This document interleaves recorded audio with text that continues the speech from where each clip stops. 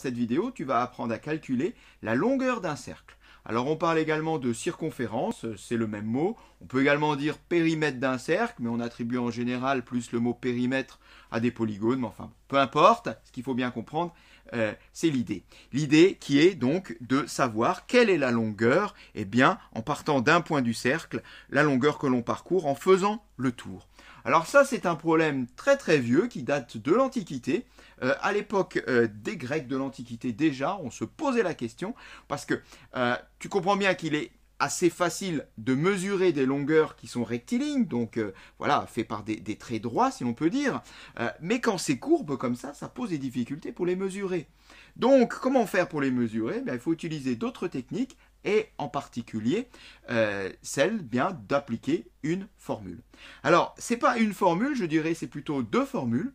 Donc ce que je vais faire dans cette vidéo, c'est que je vais d'abord démarrer avec une formule donc qui utilise le diamètre, et pour ceux qui sont plus attachés à l'autre formule qui utilise le rayon, tu avanceras un petit peu dans la vidéo et tu iras directement donc sur l'usage de la deuxième formule.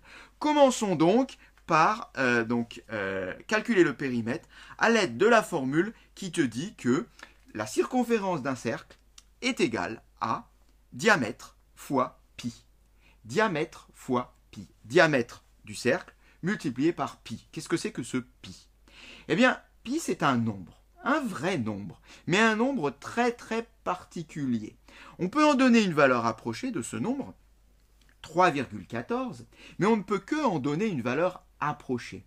Car en réalité, ce n'est pas 3,14, c'est 3,1, 4, 1, 5, 9, et ça continue, et ça continue, et ça continue. Ça ne s'arrête jamais. Et derrière ça, il n'y a rien de logique. C'est que tous ces chiffres se succèdent les uns après les autres sans suite logique. Il faut savoir qu'actuellement, il y a des ordinateurs qui sont en train de calculer des décimales très très éloignées du nombre pi. On en est à plusieurs milliers de milliards. En tous les cas, moi je voudrais donc calculer la longueur de mon cercle à l'aide de ma formule diamètre fois pi. Bien, appliquons cette formule et on va déjà commencer par la recopier. Alors, je vais écrire un grand L donc comme longueur égale. Je recopie donc ma formule diamètre fois pi. On prend l'habitude toujours quand on utilise une formule en mathématiques, bien de la recopier pour montrer au correcteur qu'est-ce qu'on utilise. Alors, on le voit ici. Eh bien, pi, qu'est-ce qu'on va faire? Pi, on l'a dit, on va prendre environ 3,14. Alors, je mets le symbole environ, il n'y a pas le choix. Et diamètre, bien diamètre, il faudrait encore le calculer. Donc, j'ai appelé D le diamètre. Le diamètre fait combien? Bien, le rayon fait 3. Si le rayon fait 3, le diamètre fait son double, c'est-à-dire 6 cm.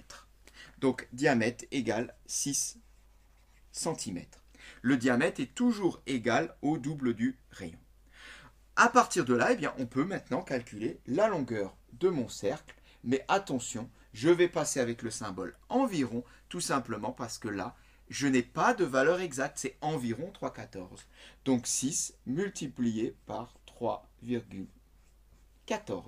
Il n'y a pas le choix, je n'ai pas de valeur exacte pour pi. Donc je n'aurai pas de valeur exacte non plus pour la circonférence. Bien, ça tu l'effectues, alors je ne vais pas le faire ici, l'idée n'est pas de faire du calcul mental, tu l'effectues avec la calculatrice ou en le posant si tu veux, tu trouves environ 18,84 cm. Et bien pour ce cercle, cercle de rayon 3 cm, sa longueur est environ égale à 18,84 cm. Enfin, on est quand même assez précis. D'ailleurs, même, on est un peu gourmand parce qu'on aurait pu mettre 18,8. Un arrondi au millimètre, c'est déjà quelque chose de bien précis. Voilà pour la première méthode. Si ceci te satisfait, eh bien, au revoir, tu peux couper la vidéo. Sinon, je refais exactement la même démonstration, mais cette fois-ci avec la seconde formule. C'est parti. Alors là, voilà cette seconde formule, je l'avais dit, formule qui va utiliser directement le rayon. Ça peut être pratique ici puisque c'est le rayon qui est donné. Elle nous dit que pour trouver la longueur de notre cercle, il faut faire 2 fois pi, toujours notre pi, fois rayon. 2 fois pi fois rayon. Quelque part, on comprend bien. Pourquoi 2? Pourquoi d'où vient ce 2? on se souvient tout à l'heure, si tu l'as regardé dans le début de la vidéo, eh bien, on a été obligé, pour calculer le diamètre, de multiplier le rayon par 2. Voilà pourquoi vient le 2.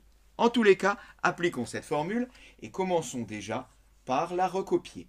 2 multiplié par pi multiplié par rayon.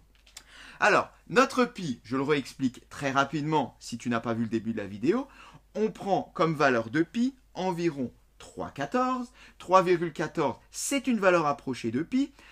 Derrière le 4, il y a encore un 1. Derrière le 1, il y a un 5, un 9, etc. C'est un nombre dont on ne connaît pas d'écriture décimale. On est obligé d'en donner une valeur approchée. Alors, on va l'écrire en dessous avec pi environ égal à 3,14. C'est la valeur qu'on retiendra. Et pour le rayon, alors le rayon R qui est noté ici, pas de problème, 3 cm. Calculons maintenant la longueur de notre cercle. Alors, grand L égale 2. Alors, attention, j'ai fait une erreur. Environ égale, puisque on va passer en valeur approchée, vu que je ne connais pas la valeur de pi. Environ égale à 2 multiplié par 3,14. C'est là que je passe avec une valeur approchée, multiplié par 3. Eh bien, 2 fois 3,14 fois 3, ceci reste plus qu'à l'effectuer. On peut utiliser la calculatrice ici. L'idée n'est pas de faire du calcul mental. Si tu fais tout ça, tu trouves 18,84 cm. Eh bien, 18,84 cm, c'est la longueur que l'on parcourrait en faisant le tour d'un cercle de rayon 3 cm. Et cette séquence